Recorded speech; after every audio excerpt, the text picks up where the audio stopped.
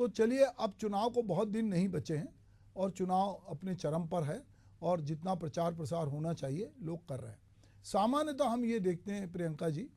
कि जिसकी सत्ता होती है उस चुनाव में सामान्यतः उसकी जीत होती है, क्योंकि जनता को लगता है कि अब ये सरकार रहेगी और जो भी डेवलपमेंट के काम हैं वो बजट जो है ये सरकार देगी। और जैसा कि मैंने प्रारंभ में भी बोला था कि शिवराज सिंह ने भी वहाँ पर बहुत सारी घोषणाएं की, मुख्यमंत्री ने भी बहुत सारी घोषणाएं की, तो दोनों उपचुनाव में वहाँ के लोगों को कुछ मिला है। अब चूंकि रावत जी जो है मंत्री भी बन गए हैं, तो लोगों की उम्मीद होगा कि अगर ये मंत्री रहेंगे तो हमारे क्षेत्र में विकास भी होगा। और बुधनी चूंकि शिवराज सिंह का क्षेत्र रहा है तो वो वहाँ के उनको जिम्मेदारी दी गई है। तो बहुत बार जनता के मन में होता है कि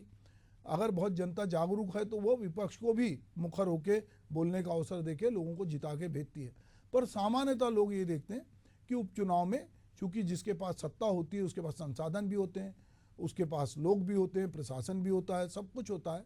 तो ये चुनाव जो है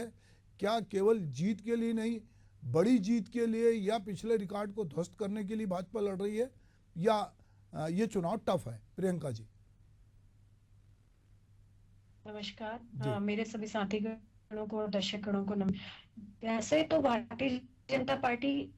का हमेशा एक स्लोगन रहा है कि वो 24/7 हमेशा अपने चुनावी मोड में रहती है और हमारे अभियान और सतत कार्य जो है वो जनता के बीच में संवाद के चलते ही रहते हैं। अभी संगठन पर्व के माध्यम से भी अगर कहा जाए, सदस्यता अभियान के माध्यम से कहा जाए, तो हमेशा हमारा जो संपर्क है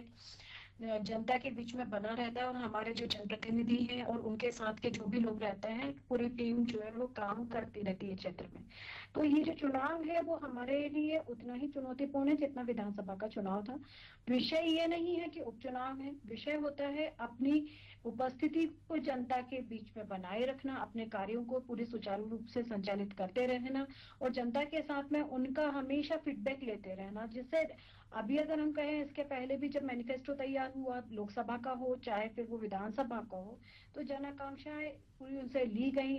सुझाव पेटियां रखी गई, उसके बाद ही हम लोगों ने अपना घोषणा पत्र भी तैयार किया था। तो निश्चित है जनता जो है हम पे विश्वास जताएगी, जैसे पहले उन्होंने दिखाया था, और अभी भी हमें पूरा विश्वास है कि विजयश्री हमें प्राप्त होगी। अब दूसरा आपका उसमें पार्ट ये था कि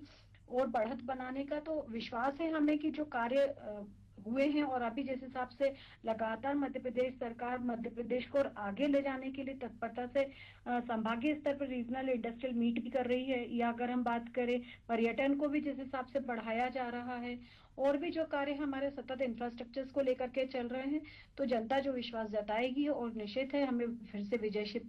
प्राप्त होगी और बढ़त के साथ प्राप्त होगी। जी, तो चलिए, आपको अपनी प्रियंका जी, आपको अपनी पार्टी पे, अपने परफॉर्मेंस पे भरोसा है